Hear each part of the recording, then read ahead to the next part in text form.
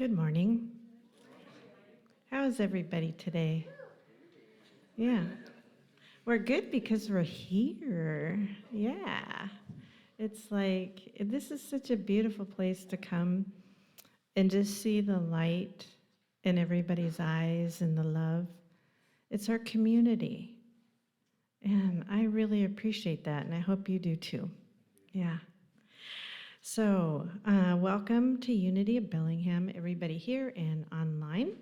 And Shari Humes, I'm the platform assistant today. We have some great music ahead.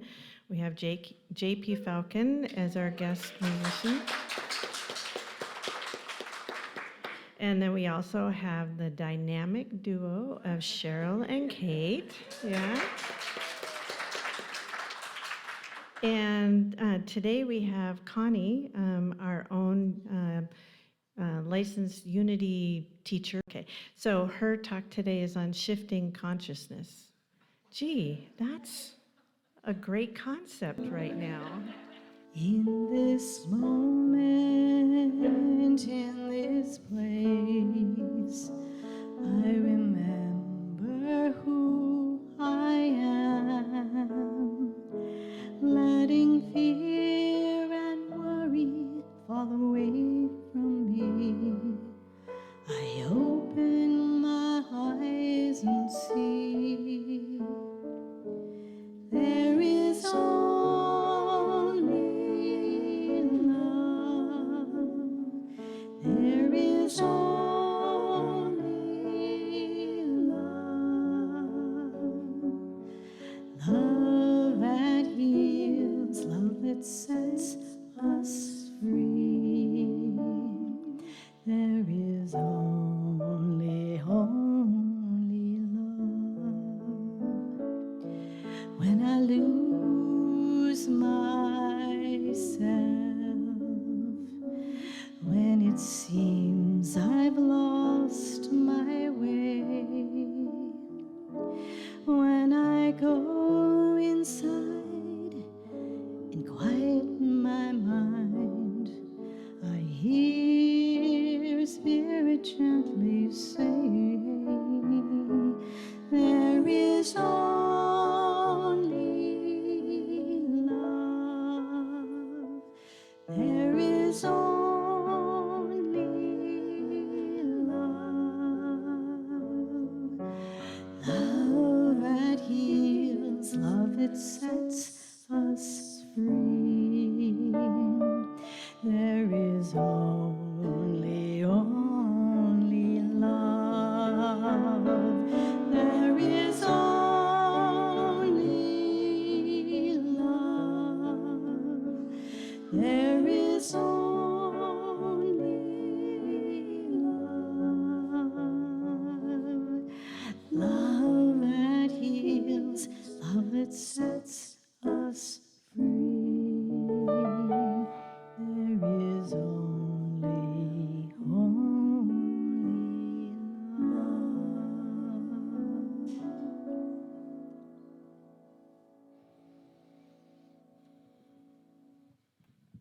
We gather in prayer as more than two are gathered in a spiritual unification of heart and mind. We are knit together with the one presence of love and light, Spirit divine. In this moment, joined with the God presence within.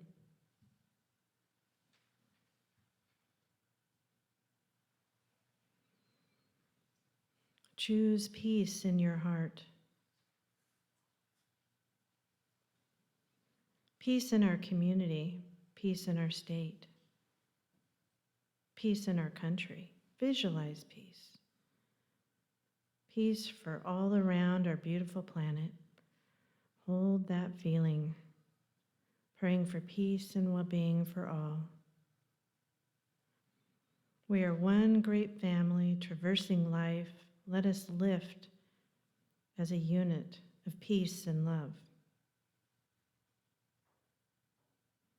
If you would like to support someone special in this love and light, to hold them in your heart, Feel free also to say their name aloud.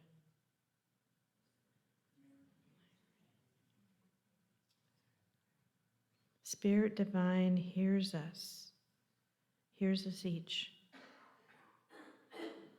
So it is, amen. So now let's begin to relax and release more deeply into meditation.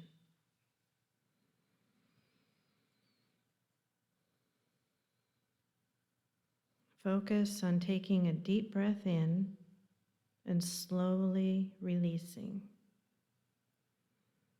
Repeat this several times.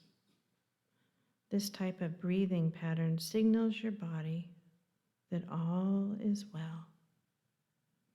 All is well.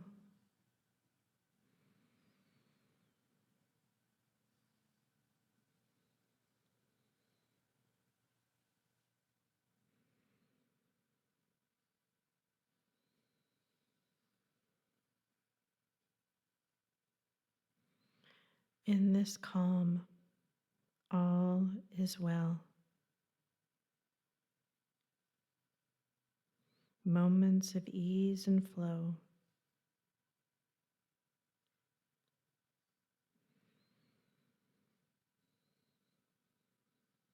Breathe in.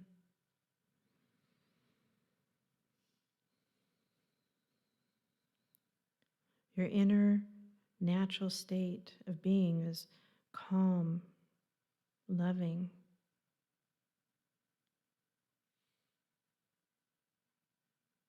One of ease and flow.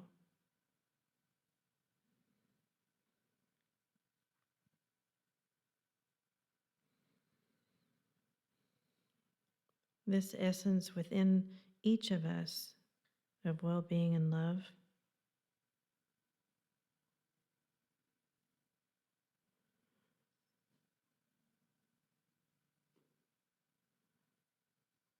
when we step outside from outside influences, we find calm, love, and ease. You could step outside, or you could stay inside. Inside, where calm and love and ease flow. Breathe in. Release your breath slowly.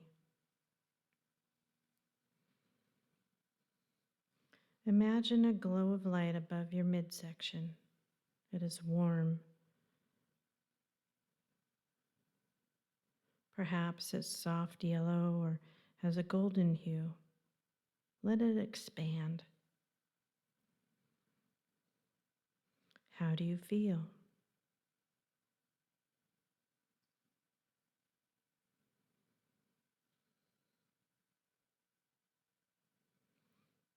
As you explore how you feel, let the sound bath carry you to new places.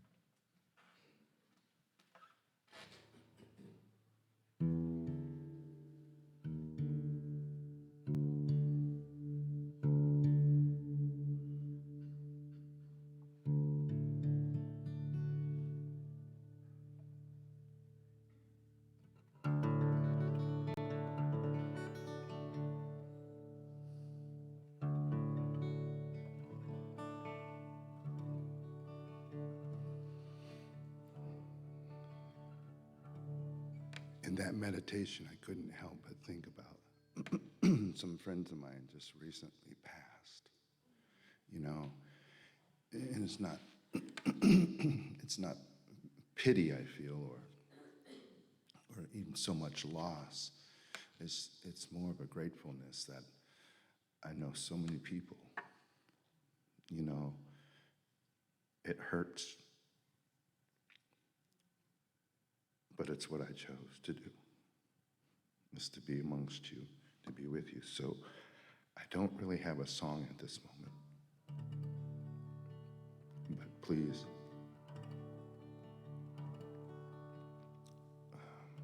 just accept my tears and this music.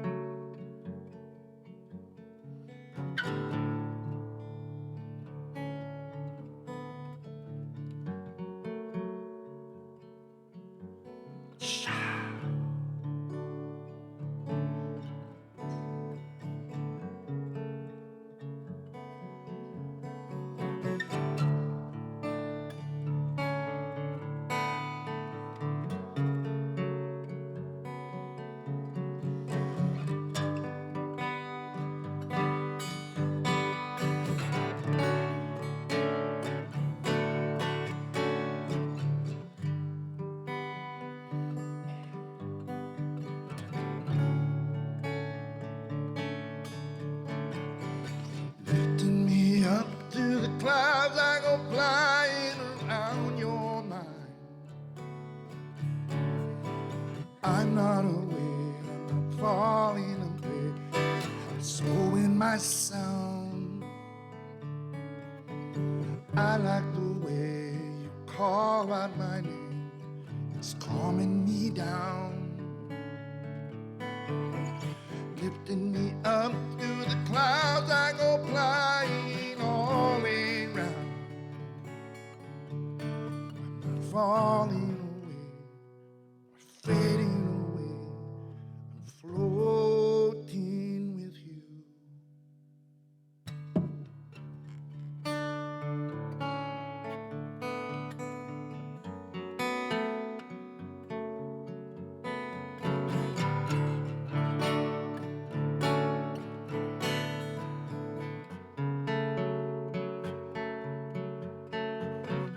I won't be gone, I'm coming back home, feeling it now. Standing tall, singing my songs, you're all around. I feel the tears, I feel my soul rising from. I'm not fading, I'm not falling, I'm floating with you.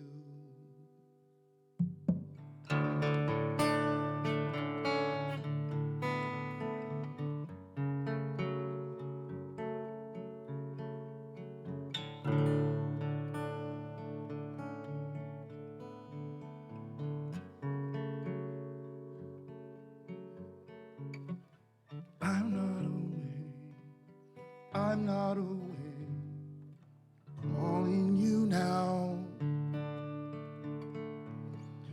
I like the way you call out my name, it's calming me down.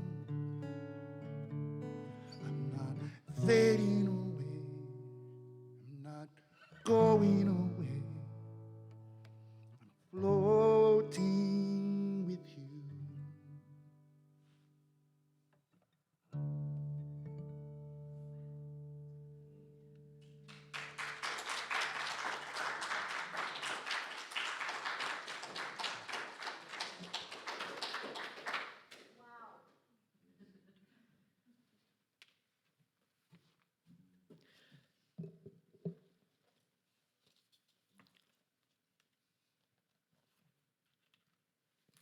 Thanks.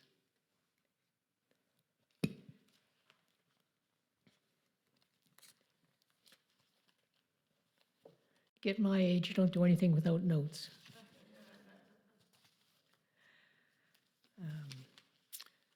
Well, it's good to be here today. See everyone. I just want to take a minute before I start into what I plan to talk to you about today, to say a few words about Marilyn and Harvey. You'll notice that they aren't present here today, and they're close friends. We've met some years ago at Unity of Skagit Valley. And a few months ago, I had the honor of performing a marriage ceremony for them.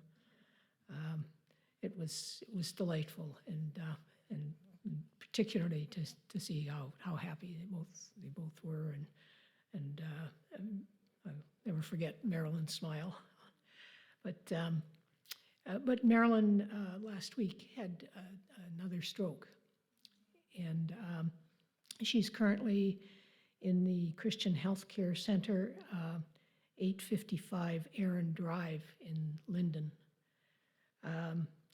The doctors have said that there's no recovery possible, and in accordance with the written instructions that Marilyn had included some time back, that no further treatment or drugs are being used. And as of yesterday, she's very, very happy to have visitors. She speaks very, very little, but she looks at people and seems in her eyes that there's some recognition. So I just wanted to pass that on to folks here, and just to ask you to hold Marilyn and Harvey in light and love as they deal with this matter. And yeah. So I've called this shifting consciousness, but that was something that I called it like a couple weeks ago when they needed the title. So I'm not sure that it's the most accurate, but it'll work. What I really want to talk about is how we can fully express our spiritual oneness with the divine, and in a practical and meaningful way. And so for lots of us who maybe aren't doing it very well at the moment, or want to think about different ways to do it, that's what I was thinking of when I put the word shifting in the title. Recently, I encountered a book by one of the teachers that I had at Unity Village, and it's called Discover Your Divinity, a modern guide to affirmative prayer. Actually, Linda Martella-Whitsitt, who I'd studied with previously, is only one of the authors. The other author is Deanne Weir-Morency, and I don't know her, but my guess is from some of the content of the book that she's more connected with the Ernest Holmes type explanation of the New Thought that churches. And in any event, it's an extremely good book, and I would really recommend it. So it was really, in my mind, a book about health, because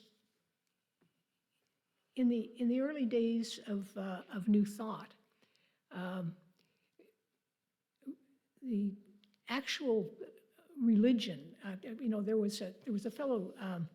Some of you are obviously familiar with him. It was a famous book written by William James about 1900, early 1900, 1901, something like that, called The Varieties of Religious Experience.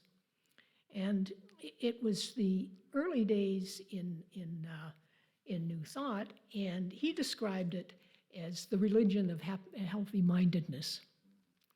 And when I read this book, I think it's kind of gone back to really focusing on that issue of health.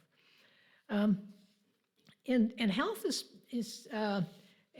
felt pretty important to me lately, not because there's anything physical wrong with me, but because I've been going through a lot of stress for pretty much the whole of this year, and it's one of these things where you create the stress yourself. You know, I, uh, I made the decision to sell a house that it was really too big for me at this stage, and a lot of work, and so I started, getting the house fixed up, and with the intention of selling it, and I did sell it eventually. Actually, the sale of the house was the fastest thing to happen. It was all the prep before and the events afterwards that have taken up the time. And I managed to stress myself out pretty well in the whole process, with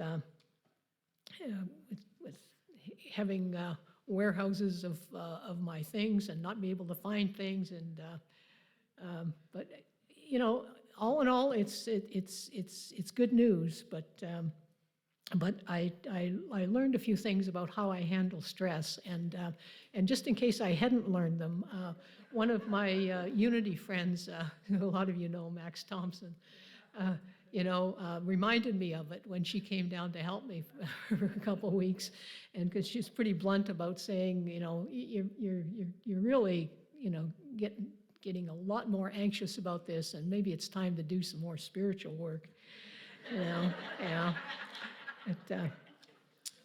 So the question that comes up in this book is what do I need to know about the nature of God? And the answer is found really in a single term, and that's oneness. And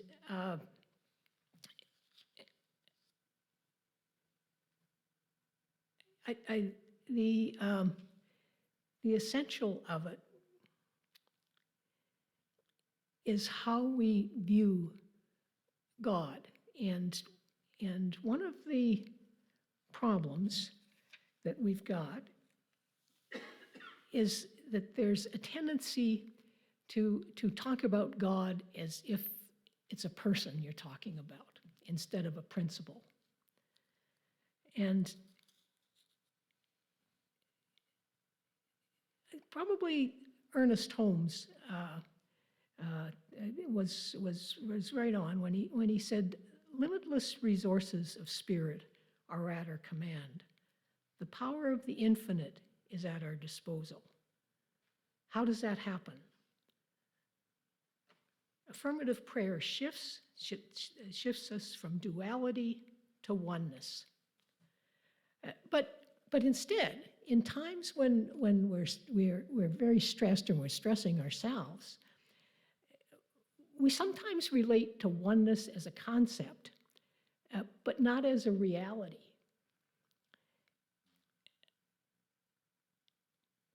Oneness is the prime principle in understanding our life. It means that there's one true power in all of life, and whether you name it divine mind, whether you name it spirit, whether you name it God, or whether you call it consciousness, there's only one power. And in Lessons of Truth, Emily Cady wrote, "God is the name we give to that unchangeable, inexorable principle at the source of all existence." So God's not a person, but the essence of life. So why do we have such difficulty then in recognizing our divinity? God's not a being, but beingness. Yet for years, our understanding of God has been rooted in our own humanness. And traditional religions, for the most part, relate to God as a deity or an entity that is prayed to, who cares for us, and it's even often expressed as if it's a parent-child relationship. In Unity, we don't pray to a deity. We consider outside of us. I have the wrong inflection there. We don't pray to a deity that we consider outside of us. There's no separation. There's only oneness. But at the same time, we've all got a subconscious mind that sometimes shows evidence of our having an embedded theology in our subconscious. And dwelling in our subconscious mind is a result of years of what we call Christianity and repeating a different concept of God. So our Unity founders actually struggled with this issue too. In 1930, I mean, Charles Fillmore, speaking about prayer, said, "Sometimes I think it's unwise to put the word God in." It carries to our mind the idea of an arbitrary being that will bring us things. Right? And Myrtle Fillmore also addressed the issue. I'm a big Myrtle fan. The whole issue of God concept in her book, How to Let God Help You. There she wrote, "God is neither male nor female, but principle," adding, "not a cold, senseless principle like that of mathematics, but the principle of life, love, and intelligence." So how does that relate to affirmative prayer? In integrating affirmative prayer, we develop our ability to meet ourselves, to become aware of the inner voices or feelings that do not align with truth, that involve us focusing on our doubts and fears instead of our capacity and ingenuity. And what I realized is that that's exactly what I was doing to myself all summer, and it's no wonder that I was feeling like quite wretched a lot of the time. So affirmative prayer transforms the evolution of consciousness because awareness is not enough. We need to actually activate that principle in time and space. So we need to be specific to move from an idea to a concrete expression.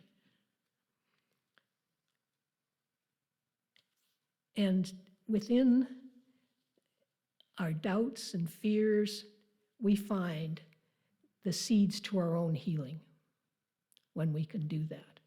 Now, it was interesting when I read that line in this book. It immediately sprung to my mind a high school teacher I had.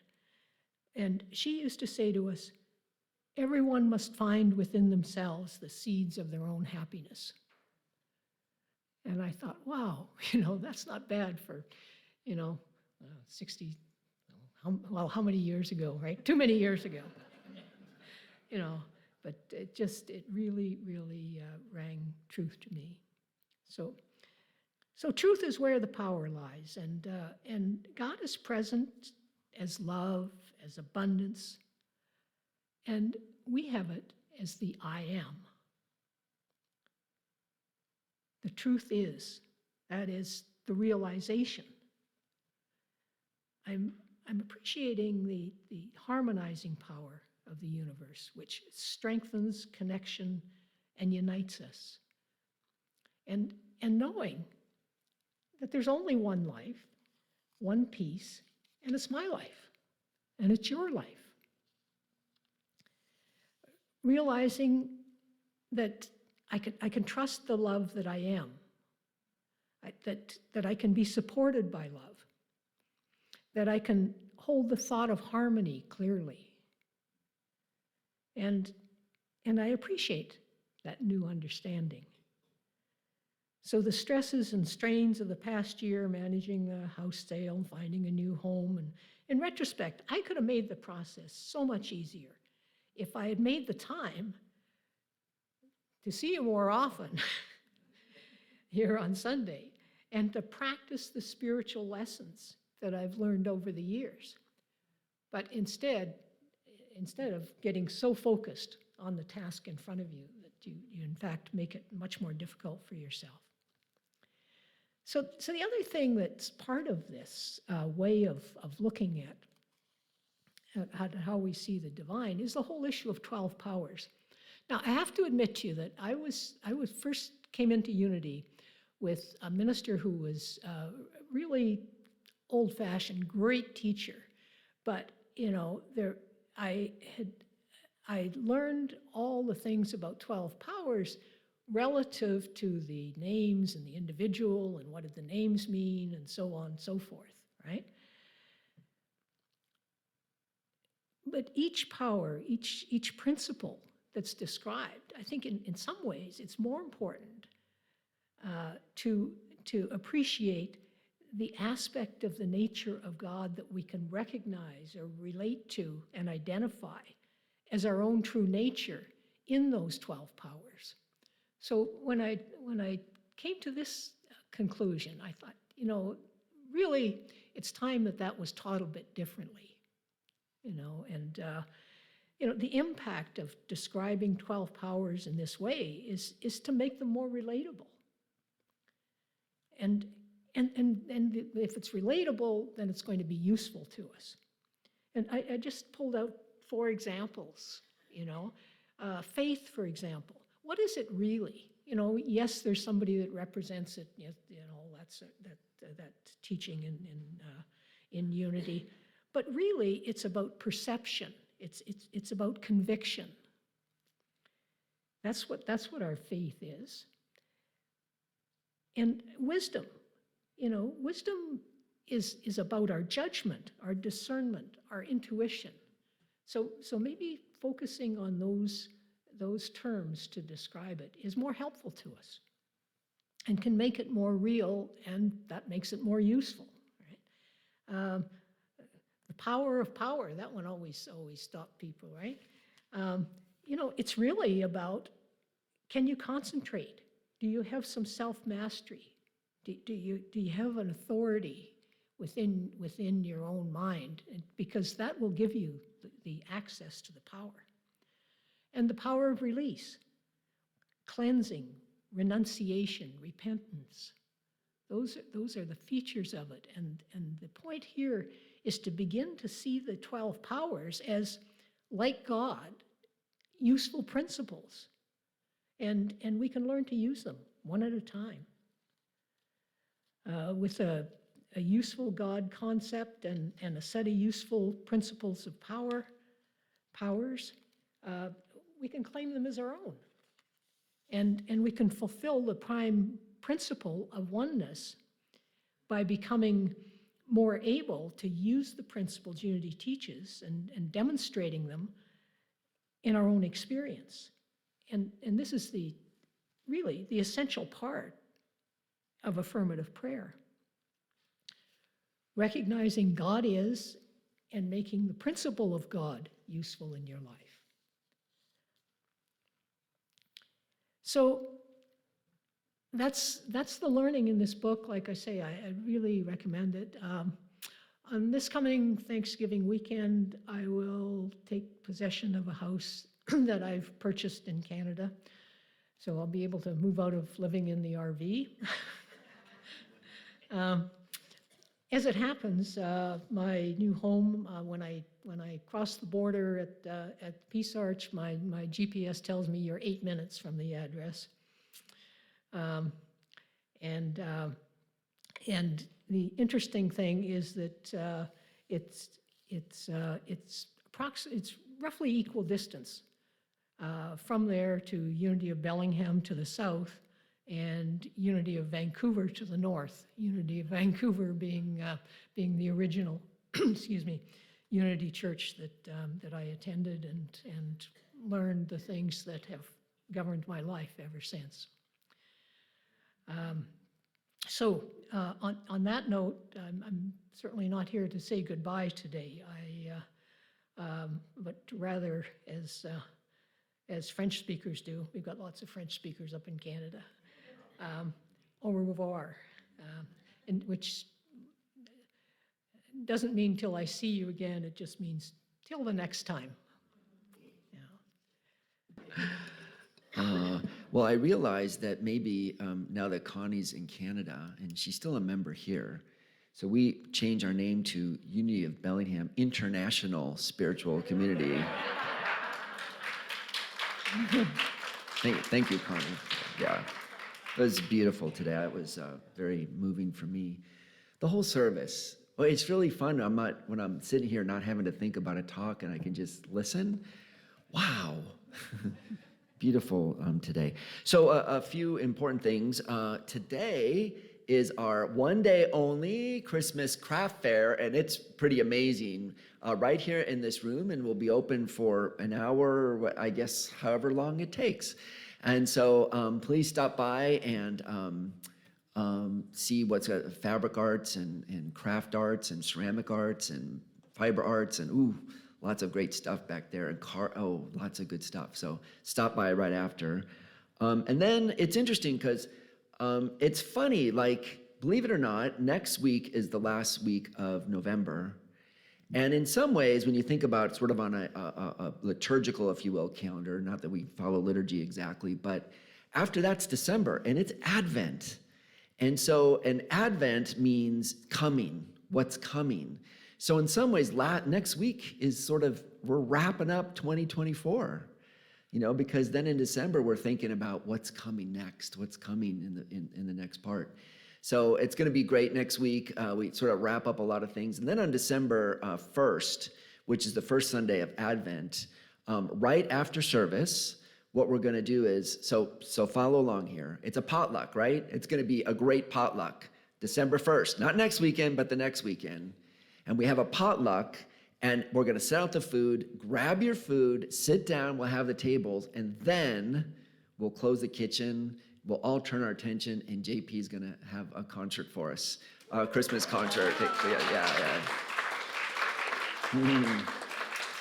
And great way to kick off. And now we'll all be full, and we'll have a concert. We'll all be in the Advent and get ready for Christmas spirit. And in that energy, we stick around for another little bit, and we decorate the church. So everyone who can stay after, and if we had like 10 or 12 or 15 people, it wouldn't take long. We pull all the trees down and all the lights, and we fix the church up, and it'll be a lot of fun. And then we'll be ready for Christmas time. And then that's December 1st, so that's in 2 weekends at the potluck. And then December 4th, that Wednesday, we have our Start of Advent Loss and Light ceremony. And so it's a great time to come, and it's a contemplative service and music and harp and a lot of quiet. And come and light a candle and get ready. And just a way to, from your sense of the affirmative prayer, the very essence of the oneness, and allowing to sit in the truth of whatever it is, these beautiful feelings we have about grief and loss and coming into fall and winter. It's a good time to just own those feelings. They're beautiful. Let's celebrate them. Let's honor them. Let's hone them. Let's see that they too are part of this element of the oneness of the divine that we are, and hold them as sacred, and put them on the temple of our hearts with the candlelight service. And then we have Advent. And so put on your calendars now, December 24th, Christmas Eve service, 3:30. Come in while it's still light. We come in the light. When we leave, it'll probably just about be getting dark. And if there's any inclement weather, we'll be home before it gets too much. And so we find that starting Christmas Eve a little early is a good idea. So 3:30, you can put on your calendars, Christmas Eve, December 24th. A couple of things I'm going to put on the bulletin board, people send me different kind of things. Unity of Bellevue, this is interesting, Saturday, December 7th, if people want to go down to Bellevue, a Native American Music Award Flute Player of the Year for 2014 and 2016, Rona Yellowrobe, is going to be playing. Do you know her? Yeah, and she's apparently really amazing. So she'll be doing a concert.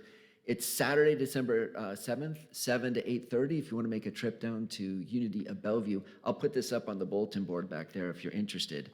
And then another interesting thing, over at our friends over at Unitarian, the Buff here in town, Native American Connections Committee is putting on Native American Heritage Concert. And guess who's playing? Yes, it's not only do we get JP, but also Swilcanum, our friend Swilcanum, who many of you know, Andrew Johnson from Lummi, Mark Nichols, Ben Workman-Smith. And it's interesting when you read these people, they've done music, they've done theater, Children of the Setting Sun, They've worked at powwow kind of music. They've done liturgical music. They've done classical music, and they do, it's just an amazing roundup of artists. So again, this would be Friday, November 29th. It's a day after Thanksgiving. If you're looking for a fascinating concert over at Buff, 6 to 8, you can ask JP about it, I guess, after. So both of these things will be sitting up on the bulletin board if you want more information. And finally, one more thing. I'm going to ask Jana, our board treasurer, to come up, because about once a quarter, we like to have our board treasurer come up and just kind of give us just a snapshot of the state of our finances.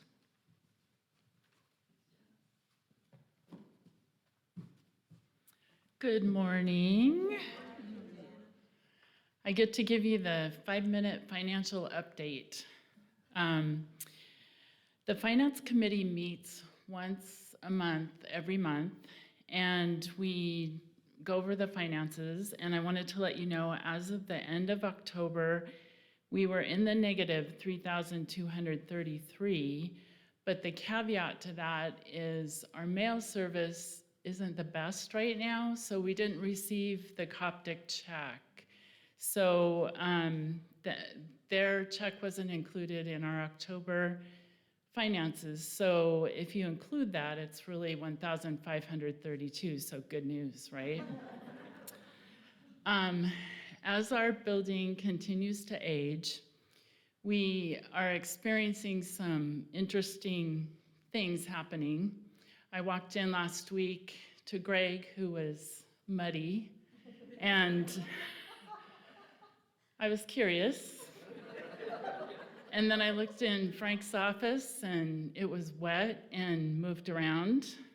One of our 2 hot water heaters failed, and it failed, I think, on a Friday and didn't get discovered till Sunday. So you can imagine why Greg was looking muddy. We discovered we have 2 hot water heaters. They're both 20 years old, and insurance won't cover them. So kindly, Greg has done a lot of work cleaning up after that, airing out Frank's office. I'd really like to appreciate Greg for all that he's done so far.